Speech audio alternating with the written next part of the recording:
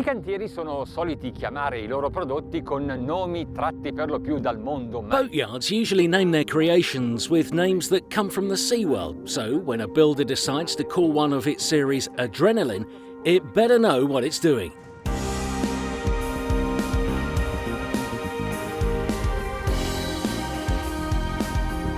This superboat has been built by LOMAC, an Italian boatyard that needs no introduction in most European countries. Its history is well known, as is its products.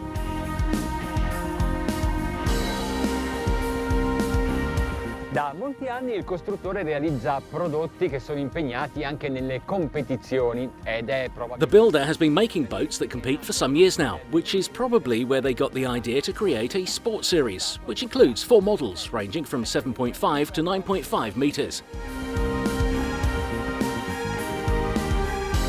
The Adrenalina 9.0 is 8.75 meters long and 297 centimeters wide, with a dry weight of 1,900 kilos.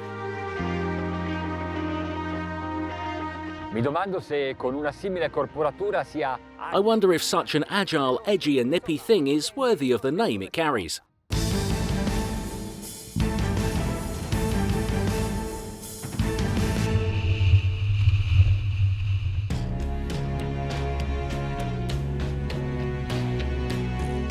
Possiede un forte family feeling con il resto della gamma. D'altra parte il progettista è... It has a very similar feel to the others in the series, not surprising as the designer is the same Federico Fiorentino.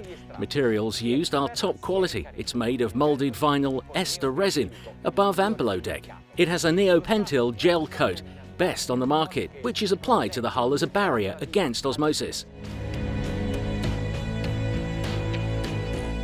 Like the rest of the range, you can choose the colour of the hull, the tubulars and carpets in a vast series of chosen shades. Tra poco decideremo se è davvero capace. Soon we'll figure out just how good it is. Right now, let's see if we like it.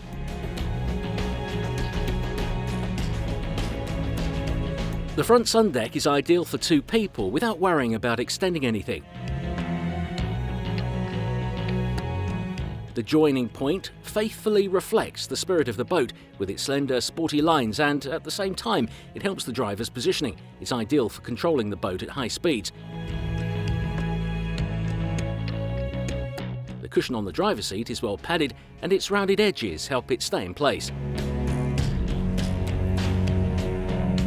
The padding, as with other cushions, is easily removable.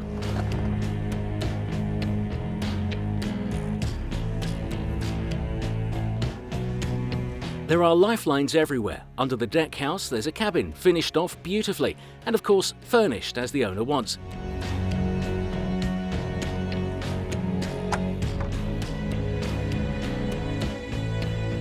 There's a kitchen above deck which can have a sink, a hob, fridge, fold-away table that goes in the cockpit, so all space is used. The sofa is moulded for 4 and the backrests stretch out to the sun deck.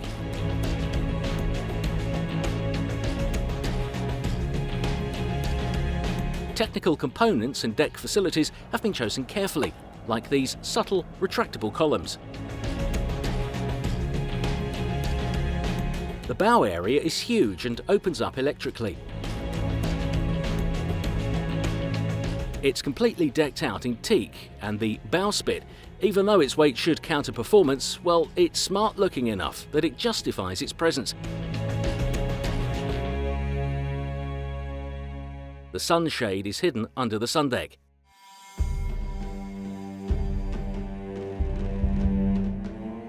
Ho già provato tutti I modelli Adrenalina.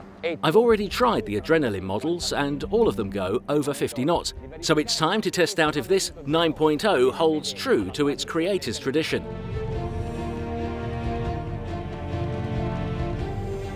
In partenza. Setting off, its nose is slightly high, so not unlike any other racing boat then. Ma appena do un po' di gas. But as soon as I push it more, it stretches out on the water. 2,500 revs and we're doing 20 knots. Already doing 20 knots and I've just started accelerating.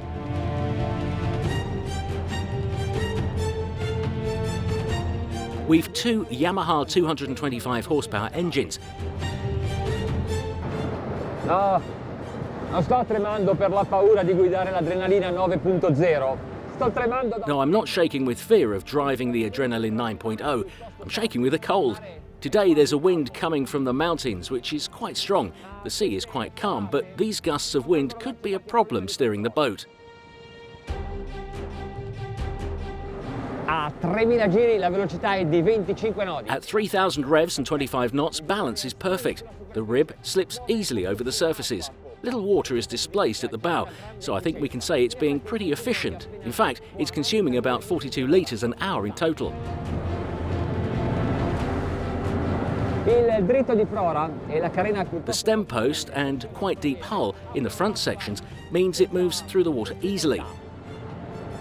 Then the stern sections give the right hydrodynamic push, so it raises up with little resistance. 3,500 revs and we've gone over 30 knots. Look how easy it is to manage. Wonderful.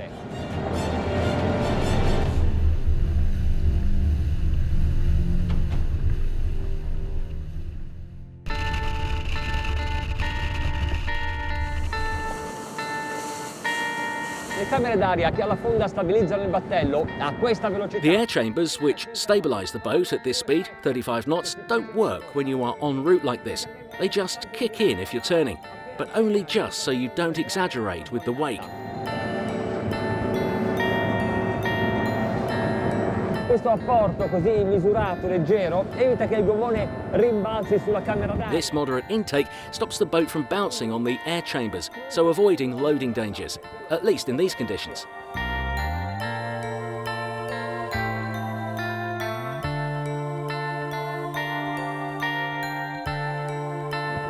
Ora, quando si cominciano a superare i 40 nodi... Now, when we go higher than 40 knots, the aerodynamics become important too. This is why they've made the bow so sharp on deck and tapered the tubulars. Above 4,000 revs means we need to raise the trim.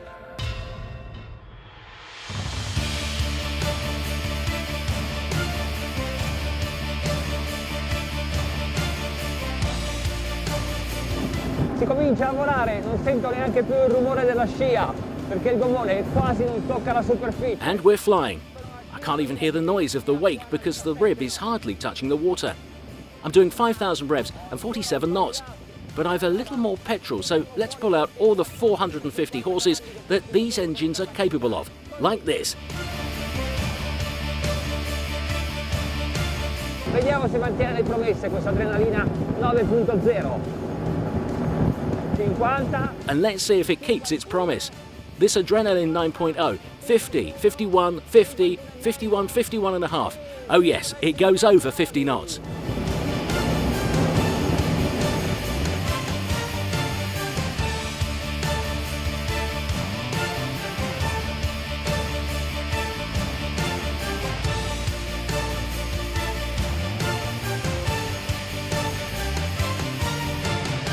Il nome di questo battello potrebbe far pensare a una intrinseca pericolosità. This boat's name might make you think instinctively of some intrinsic danger, but it's not really like that. It sticks to the route really well, holding precisely and securely. Of course, everything depends on the waves, the wind and the driver more than anything, like in a car or bike when you go very fast. The Adrenalina 9.0 is made for excitement, but don't forget to be careful, and the security pin.